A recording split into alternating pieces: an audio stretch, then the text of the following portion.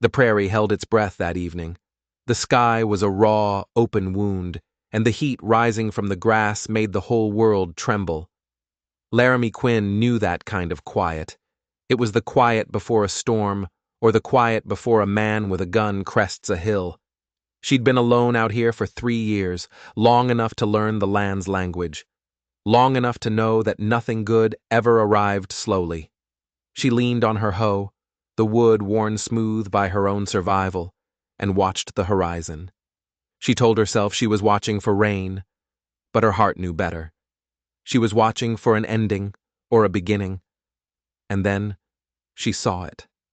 A rider, a shadow on the edge of the world, so big he seemed to swallow the dying light. He wasn't meandering, he wasn't lost. He was riding straight for her cabin, for her. Laramie's hand tightened on the hoe. Her throat went dry. Strangers were trouble, and this man looked like he was the king of it. He rode a dun horse that seemed too small for his frame, a big man in a dusty duster, his hat pulled low like he was hiding his face from God himself. He didn't stop until he reached her fence line, his horse letting out a low, tired sigh. The man, though, he was perfectly still. He just sat there watching her, studying her little cabin, her withered garden, her. The silence stretched until it was a wire pulled taut, ready to snap. Finally, he tipped his hat. A simple gesture, but it felt heavy, loaded with things she couldn't see. "Ma'am," he said. His voice was like stones rolling in a deep riverbed, low, smooth, dangerous. She forced her own voice out. "Evenin'." "Road forks up yonder," he said, but his eyes told her he wasn't asking for directions. "Sign's gone. I'm looking for the North Trail." It was a lie, a clean, simple lie. Laramie had walked that road yesterday. The sign was there, clear as day, pointing north to the McGrath spread. The name hit her like a cold stone. Cade McGrath, the giant who lived on the far side of the county, the man the town whispered about. Widower, they said. His wife and child, burned up in a house fire years ago. Some said it broke him, others whispered it made him. Laramie looked him dead in the eye. "You're near it," she said, calling his bluff. "Cut east at the cottonwood. Can't miss it." He nodded, but he didn't move. His gaze swept over her land again, lingering on the patches on her roof, the way the fence sagged near the creek. It wasn't pity in his eyes. It was something else. Recognition. Like he knew exactly what it took to hold a place like this together with nothing but your own 2 hands. "Land's rough," he said, more to himself than to her. "But it keeps you." "It tries," she said back, the words sharper than she intended. He finally turned his horse. But as he rode toward the cottonwood, she knew with a certainty that chilled her to the bone. This wasn't the last she'd see of Cade McGrath. He wasn't lost. He was hunting. And she had a terrible feeling he had just found what he was looking for. That night, Laramie barely slept. Every creak of the cabin, every whisper of the wind, sounded like his returning hoofbeats. She told herself he was just a man, a lonely rancher who'd lost his way. But she couldn't shake the feeling that his arrival was a stone tossed into the still, stagnant pond of her life. The next morning, she knew she couldn't hide forever. She needed flour, lamp oil. She needed to face Jericho Bend. She hitched her mule to the cart and set off, the dust of the road coating her worn dress. The town greeted her with its usual silence, the sideways glances, the whispers that died the second she got too close. At the Mercantile, old Ezra Hollister was kind enough, his smile wrinkling the corners of his eyes. "Dry spell, Laramie," he said, weighing out her flour. "But you're holding on." "Best I can, Ezra." It was the same dance it always was, but today the saloon doors were propped open, and a voice like poisoned honey drifted out. Rosalie Duval. "Saw her out there, digging in the dirt like a mole," Rosalie drawled to her circle of hens. "Girl's got grit, I'll give her that, but grit don't make you pretty." Laughter followed, sharp and cruel. Laramie's ears burned. She kept her face a mask, paid Ezra, and walked out into the sun, the words clinging to her like burrs. Grit don't make you pretty. As if surviving was something to be ashamed of. She was halfway home, the lonely road stretching out before her, when she heard it. A single rider. Her heart hammered against her ribs. She didn't have to look. She knew who it was. Cade McGrath. He rode up slow and steady, blocking her path. He looked different in the daylight. His eyes were the color of a gathering storm, and the lines around them told stories of sleepless nights and hard miles. He stopped his horse right in front of her little mule, which flattened its ears nervously. "Mornin', Miss Quinn," he said. He used her name. She had never given it to him. A cold dread, mixed with a flicker of something else, washed over her. "Mr. McGrath," she replied, her voice tight. He didn't waste time on pleasantries. He leaned forward in his saddle, his shadow falling over her. "I hear tell you, bake a fine apple pie." The words were so unexpected, so completely out of place, that she just stared at him. No one in Jericho Bend talked to her about pies. They talked about her plain face and her empty cabin. "I can bake," she managed. "Not just any pie," he continued, his voice low and intense. "An apple pie with a lattice crust, and a pinch of nutmeg mixed in with the cinnamon." Laramie's blood ran cold. It was her mother's recipe, a secret she'd never shared with a soul. It was the pie she made for herself, when the loneliness got so bad she could barely breathe. It was the pie she had baked the day her father went out into the blizzard and never came back. How did this man know? How in God's name did he know her deepest, most private secret? He wasn't just a rancher. He wasn't just lost. He was something else entirely. And he had come here for a reason that had nothing to do with directions. He was looking for a ghost. And he thought he'd found her. Laramie felt like he'd reached inside her chest and squeezed her heart. She stared at him, her mind racing. Who was he? How could he know about the nutmeg? It was a family secret, whispered from her grandmother to her mother, from her mother to her. I don't know what you're talking about," she lied, her voice trembling. A flicker of disappointment, or maybe something harder, crossed his face. He sat back in his saddle, breaking the intensity of the moment. "My mistake," he said, but his eyes stayed on her, sharp and calculating. "Just heard a rumor." He tipped his hat again and rode past her without another word, leaving her in a cloud of dust and confusion. Laramie sat in her cart for a long time, the reins slack in her hands. The sun beat down, but she felt a chill deep in her bones. The encounter had changed everything. He wasn't just a stranger anymore. He was a mystery, a dangerous one, and he had a key to a door inside her she thought was locked forever. When she got home, the silence of the cabin felt different. It felt watched. She kept glancing out the window, expecting to see his broad shoulders on the horizon. That evening, she did something she hadn't done in years. She baked the pie. She needed to feel the dough in her hands, to smell the familiar scent of apples and cinnamon and nutmeg. It was an act of defiance, a way of taking her secret back, of proving to herself that it was still hers. The next day, he came back. He rode up just as she was pulling weeds in the garden, his presence as big and unavoidable as the sky. He dismounted at the fence and didn't say a word. He just stood there. Then he lifted a small burlap sack and set it on a fence post. "Apples," he said simply, "from my orchard. Best in the county." Laramie's heart did a slow, painful turn. This was a new game, and she didn't know the rules. "I don't need your charity, Mr. McGrath." "It ain't charity," he said, his voice rough. "It's a trade, for a slice of that pie." His gaze flickered to the cabin window, where the pie was cooling on the sill. He knew. He'd smelled it on the wind. She was cornered. To refuse now would be to admit he was right, that the pie meant something. To accept was to let him in just a little. "One slice," she said, her voice tight. For the apples. He nodded. That's the deal. They ate at her rough-hewn table. The silence was thick with unspoken questions. He ate slowly, deliberately, as if trying to memorize the taste. When he was done, he looked up, and the hardness in his eyes had softened, replaced by a deep, aching sadness. "My wife," he said, his voice barely a whisper. "She used to make a pie just like this." And there it was, the truth, or part of it.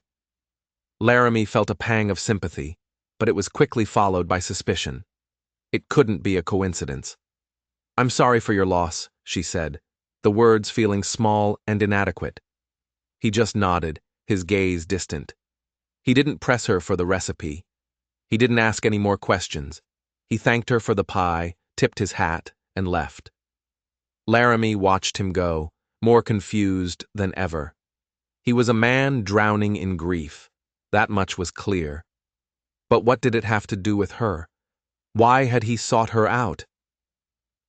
As he disappeared over the rise, she realized he had left the sack of apples. It wasn't just a trade. It was a message. "I know who you are. And I'm not going away." The apples were a statement, a promise. Laramie spent the next few days in a state of high alert, her life suddenly split into two parts, before the man on the dun horse and after. The quiet loneliness she had known was gone, replaced by a tense, watchful waiting. He didn't come back right away. Instead, the town came to her. Or rather, the town's poison did. A week later, when she went to deliver eggs to Ezra, Rosalie Duval was waiting on the saloon porch like a spider in her web. "Well, well," Rosalie called out, her voice dripping with fake sweetness. "I hear the big, scary rancher has taken a shine to our little prairie mouse. You must be baking some powerful pies, honey." The men on the porch chuckled. Laramie ignored her, her face burning, and started unloading her eggs for Ezra. But Rosalie wasn't done. She sashayed over, her silk dress rustling. "Tell me, Laramie," she said, leaning in close, her voice dropping to a conspiratorial whisper. "Does he talk about his dead wife? They say he hasn't spoken her name in 5 years. You must be something special." The cruelty was breathtaking. It wasn't just gossip. It was a surgical strike, aimed at the heart of Laramie's insecurity and Cade McGrath's grief. Laramie straightened up, her basket of eggs clutched tight in her hand. "That's none of your business, Rosalie." Rosalie's smile widened. "Oh, but it is. Cade McGrath used to court me, you know, before he met that other woman, the one from out of town, the one who burned." She said the last word with a vicious satisfaction. A shiver went down Laramie's spine. This was new. A connection, a history. Rosalie's hatred wasn't random. It was personal. Laramie finished her business with Ezra in a daze and fled, Rosalie's laughter chasing her down the street. The story was changing, getting darker. Rosalie hadn't just been jealous of Cade's wife. She hated her. And now, she hated Laramie for reminding him of her. That evening, as if summoned by the conflict, Cade appeared. He didn't bring apples this time. He brought fence posts. "Saw your south line was saggin'," was all he said.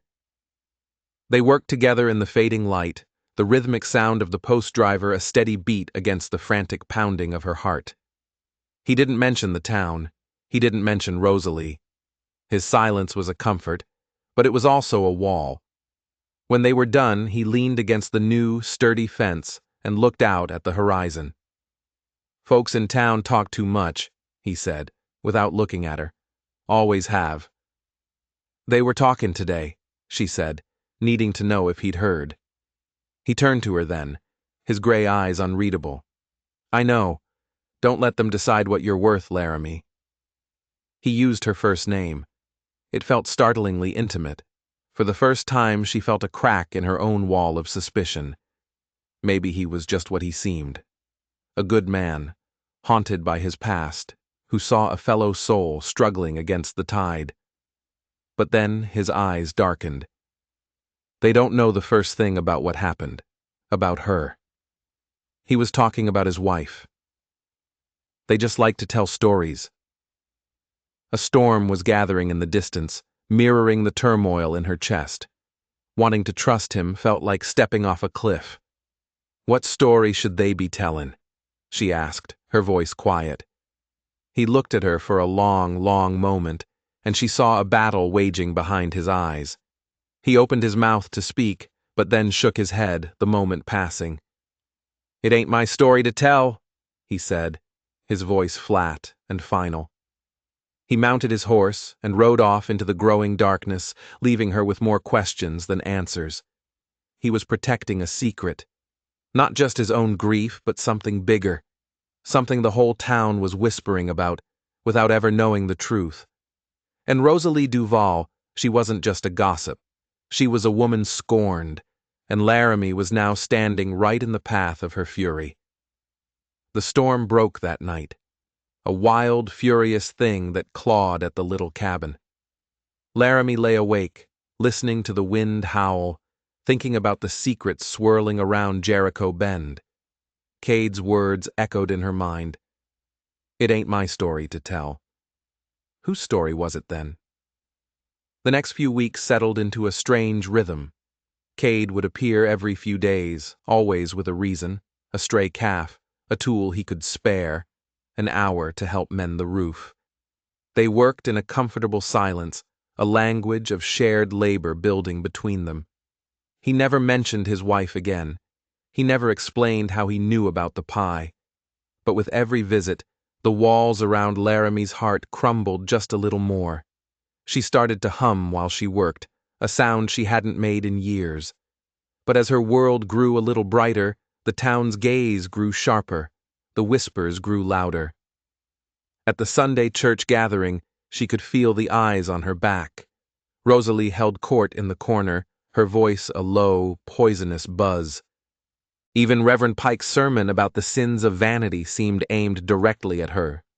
She endured it, her head held high, but her hands trembled in her lap. After the service, she saw him. Cade was standing in the shadows by the church doors. He'd come, even though he rarely did. His eyes found hers across the crowded room, and for a second, a silent message passed between them, a shared understanding of being outsiders. But then Rosalie swept by, a triumphant smirk on her face. Cade's jaw tightened.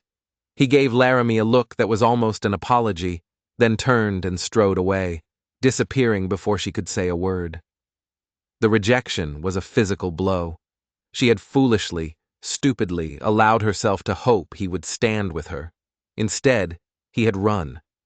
She went home with a familiar coldness seeping back into her bones. He was afraid of the whispers, afraid of what the town would say, or maybe afraid of her. That night, she resolved to put him out of her mind. She would rely on herself, just as she always had. She would not be broken by a lonely man's cowardice or a cruel woman's tongue. But the next morning, as dawn broke, she saw a wagon coming down her road. It was Cade, and it was piled high with lumber, tools, and rolls of new fencing wire, enough to build a fortress. He pulled up to her gate, his face set and determined. "Heard the north winds are comin' early this year," he said, his voice low but firm. "Figured you could use stronger walls." It was a grand gesture, a public one, an apology made of wood and nails instead of words, but it was also a declaration of war against the town. He was choosing a side. He was choosing her. But as he started to unload the lumber, his movements sure and steady, Laramie saw something else. It wasn't just about her. In the back of the wagon, partially covered by a canvas tarp, was a shovel and a large, heavy-duty sieve, the kind a man would use to sift through ashes. A cold realization washed over her. He wasn't just here to build her a new fence. He was here to dig up the past. His gaze met hers, and in his eyes, she saw the truth. He thought the secret to his wife's death wasn't in his memory, but buried somewhere on this small, forgotten patch of land. Her land. What's the sieve for, Cade? Laramie asked, her voice steady despite the tremor in her hands. He stopped, a heavy post in his hands, and looked at the wagon. He didn't try to lie. There's things that were lost, things I need to find. On my land? He nodded slowly, his eyes holding hers. My wife. Before she married me, she knew your father. They grew up near each other back east. He wrote to her, even after she came out here. Laramie's world tilted on its axis. Her father? A quiet, gentle man who read books and could barely handle a plow? I don't understand. Neither do I, Cade admitted, his voice rough with frustration. That's the problem. The letters stopped a month before the fire. The last one he sent her. She said it was important. She kept it in a small tin box. The box was never found.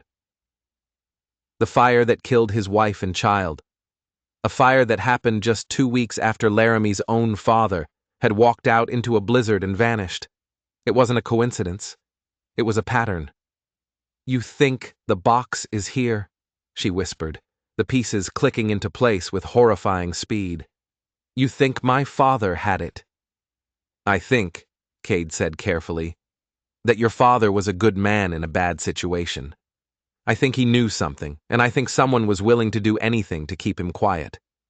The blizzard, the fire, 2 tragedies years apart, now woven together by a secret in a tin box. Cade hadn't just been drawn to her by a pie recipe. He was following a cold trail, and it had led him right to her door. Rosalie's hatred suddenly made a darker kind of sense. She hadn't just been jealous.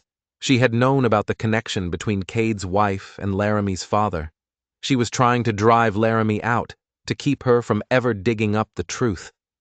The entire town of Jericho Bend, with its whispers and its judgments, suddenly felt like a prison wall, built to keep a secret buried.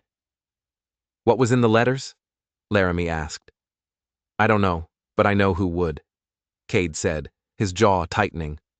Rosalie's father. He was the land agent back then. He brokered the sale of my ranch. And from what I hear, he cheated a lot of folks out of their claims. Maybe your father found out. A motive. A crime. A conspiracy that had festered in the heart of this town for years. Laramie looked at the shovel, the sieve, and then at the wide, unforgiving prairie around her. Her father hadn't just been lost to a storm. He'd been silenced. And Cade's family hadn't just died in an accident. They'd been murdered. Where do we start? She asked. The word we hung in the air between them, a bond forged in shared loss and a burning need for justice. Cade looked at her, and for the first time, the haunted look in his eyes was replaced by a flicker of hope. We start, he said, with the old well. According to the last letter he'd found amongst his wife's things, her father had mentioned hiding something important, where the water runs deep and the secrets stay cold. There was only one well on her property, the one her father had dug with his own hands, the one that had run dry the year he disappeared. It had been covered with heavy wooden planks for years, a forgotten monument to a failed dream. But now, it was something else. It was a tomb. And it was time to open it up. They worked together, prying up the thick weathered planks that covered the well. The wood groaned in protest, releasing the smell of damp earth and decay. Below, there was only darkness, a black, silent throat leading down into the ground. Laramie's heart pounded. She was afraid of what they might find, but more afraid of not knowing the truth. Cade fashioned a grappling hook from a length of chain and some old iron, and lowered it into the blackness. For a long time, there was only the sound of the chain scraping against the stone-lined walls. He probed the bottom, his face a mask of concentration. Again and again, the hook came up empty. The sun climbed higher, beating down on them. Laramie felt a creeping despair. Maybe they were wrong. Maybe the box was gone forever. Let me try, she said. He looked at her, about to refuse, but then he saw the determination in her eyes. He handed her the rope. Her hands were smaller. She could feel things he couldn't. She closed her eyes, trying to imagine her father, years ago, standing right where she was, lowering a small tin box into the darkness. Where would he have put it? Not in the middle, where it could get buried in silt. He would have put it to the side, in a nook. She guided the hook along the edge of the well, feeling for any irregularity in the stone, and then she felt it, a faint clink of metal on metal. "I've got something," she breathed. Together, they hauled the rope up, hand over hand. It was heavy. Caked in mud and slime, a small rusted tin box emerged from the darkness. It was real. Cade took the box from her, his hands trembling slightly. The lock was rusted shut. Without a word, he went to the wagon and came back with a hammer and chisel. With a sharp crack, the lock broke. He lifted the lid. Inside, nestled on a bed of dried, fragrant herbs to keep away the damp, was a stack of letters tied with a faded ribbon. And something else. A small, leather-bound ledger. Cade took out the ledger, his hands shaking, and opened it. The pages were filled with her father's neat, precise handwriting. It wasn't a diary. It was an account book. And it detailed, line by line, the crimes of Rosalie Duval's father, the land agent. He had been using his position to systematically swindle settlers, forging deeds, redirecting water rights, and selling the same plots of land to multiple families. Laramie's father, a meticulous man who had helped his neighbors with their paperwork, had discovered the scheme. He had collected proof, but the most damning entry was the last one. It described how the land agent had forged the deed to Cade McGrath's ranch, selling him a property that technically still belonged to the railroad. Cade's entire life, his ranch, was built on a lie. And Cade's wife, a woman of sharp intelligence and unshakable morals, had figured it out. She was going to expose him. "That's why he did it," Cade whispered, his voice raw. The fire. It wasn't just to silence her. It was to destroy the original deed she had, the proof that my claim was fraudulent. The land agent had murdered 3 people to cover up his greed. He had let Laramie's father wander into a blizzard, knowing he would never come back, and had set fire to Cade's home, trapping his wife and child inside. A wave of nausea washed over Laramie. The cruelty of it, the cold, calculated evil. "But Rosalie's father is dead," she said. "He died 2 years ago." "The man is," Cade said, his eyes turning to flint. "But the crime isn't. Rosalie inherited everything. The land, the money, the secret." Rosalie hadn't just been a scorned woman. She was the inheritor of a criminal empire. Her taunts, her cruelty, it was all a desperate attempt to protect her father's legacy and her own stolen fortune. "She knows," Laramie said. "She has to know what he did." "She knows," Cade agreed, his voice deadly quiet. "And now we're going to make sure everyone else does too." The annual harvest social was that night. The entire town would be there. It wasn't just a party anymore. It was going to be a reckoning. Cade looked at her, the last of his walls finally gone. "Are you ready for this?" Laramie thought of her father, lost and alone in the snow. She thought of Cade's wife and child, their lives stolen. She thought of the years she had spent enduring the town's scorn, a scorn manufactured to protect a terrible lie. She had never felt more ready in her life. "Let's go," she said, her voice clear and strong. "They've been telling stories about us for long enough. It's time they heard the truth." The Jericho Bend Town Hall was alive with light and music, a picture of wholesome community. Lanterns cast a warm glow on families laughing and dancing, the fiddler playing a lively tune. It was a perfect facade. Laramie and Cade walked in together, and the music faltered. A wave of silence spread from the door as every head turned to watch them. They didn't stop at the edge of the room. They walked straight to the center, Cade carrying the rusted tin box like a holy relic. Rosalie Duval, a vision in emerald silk, watched them approach, a smug, amused look on her face. She thought this was about the pie. She thought this was about a simple country romance. She had no idea she was looking at her own ruin. "Well, well," Rosalie drawled, her voice carrying across the silent room. "Look what the cat dragged in. Come to show off your new pet project, Cade?" Cade ignored her. He stepped up onto the small wooden stage where the fiddler had been sitting. Laramie stood at the foot of the stage, her heart hammering, but her gaze was locked on Rosalie. "Folks," Cade said, his deep voice commanding the attention of every person in the hall. "I'm sorry to interrupt your evening, but there's a story that needs tellin'. A true one, this time." He held up the ledger. Most of you knew Laramie's father, Thomas Quinn. You knew him as a quiet man, a good neighbor. What you didn't know is that he was a brave man. He uncovered a crime that has been a poison in this town for years. A nervous murmur went through the crowd. Rosalie's smile tightened. "What is this nonsense, Cade? Have you gone mad?" "I've been blind," Cade shot back, his eyes flashing. "We all have. We let ourselves be ruled by whispers and lies, while the real rot grew right under our noses. This ledger," he said, holding it high, "is proof that Rosalie's father, Walter Duval, was a thief and a charlatan." Gasps rippled through the room. Rosalie's face went pale. "That's a lie. My father was a respected man." "Your father," Cade continued, his voice like rolling thunder, "cheated half the people in this room. He forged deeds, stole water rights, and sold land he didn't own. This book contains all the proof. Proof that Thomas Quinn collected right before he disappeared in a blizzard."